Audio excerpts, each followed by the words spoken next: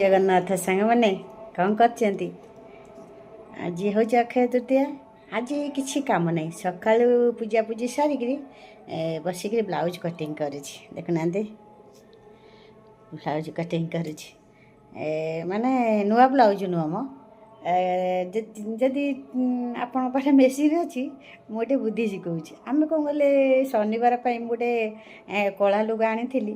ମାନେ ବିଶ୍ୱାସ କରିବୁ, ମୋର ଜ୍ଞାନ ନଥିଲା। ଏତେ କଳା ଯେ ସେ ଶାଢ଼ୀଟା ମୋତେ ଭଲ ଲାଗିଲା, ଏମ୍ବ୍ରଏଡ଼ରୀ ଶାଢ଼ୀଟା ମୋତେ ଏତେ ଭଲ ଲାଗିଲା, ମୁଁ ତାକୁ ନେଇ ଆସିଲି।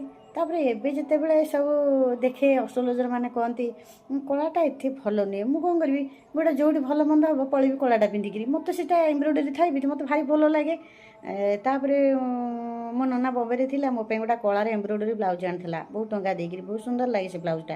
ମୁଁ ସେଇଠୁ ଗୋଟେ ବ୍ଲାଉଜ୍କୁ ଦେଖିକି ଲୁଗାଟାକୁ ଆଣିଥିଲି। କିନ୍ତୁ ଏବେ ଯେତେବେଳେ ଜାଣିଲି କଳାଟା ଏତେ ଭଲ ନୁହଁ ବୋଲି, ମୁଁ କ'ଣ କଲି, ତାକୁ କ'ଣ କଲି, ଗୋଟେ ନାଇଟ୍ କରିଦେଲି।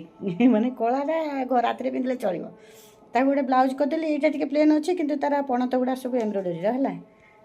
ମୁଁ କହିଲି ଆଜି କିଛି କାମ ନାହିଁ, ଆଜି ଟିକେ ସିଲେଇ କରିବା, ସାଙ୍ଗମାନଙ୍କ ସହିତ କଥା ହେବା। ଆଉ ଏବେ କାମରେ ଅଛି। ଆଉ ଆପଣମାନେ କ'ଣ କରିଛନ୍ତି ଜଣାଇବେ କମେଣ୍ଟ ବକ୍ସରେ ହେଲା।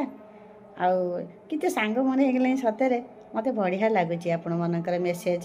ଆଉ କେମିତି କାମଧନ୍ଦା ସାରିକି ମୁଁ ଆପଣଙ୍କ ସହିତ ଭିଡ଼ିଓ କରିବି, ମୋତେ ଭଲ ଲାଗେ ଆପଣଙ୍କ ସହିତ କଥା ହେବି। ଆଉ ଯାଉ ସତରେ, ମାନେ ଯଦି ଖାଲି ସେମିତି ଆମେ ନିରୋଳାରେ ବସିବା ନା, ପରଚର୍ଚ୍ଚା କରିବା, ଆଉ ମାଇଣ୍ଡ ଡିପ୍ରେସରେ ରହିବ। ସବୁବେଳେ ଫୋନ୍ କରିବାକୁ ଇଚ୍ଛା ହେବ, ହେ ବସିଛି କ'ଣ, ଚାଲ ଆଛା ଗପା। ତା ଭିତରେ କେତେବେଳେ ସମୟ ଭଲ ଥିବ ତ ଫୋନ୍ରେ ଆପଣ ସମ୍ପର୍କ ଭଲ ରହିବ।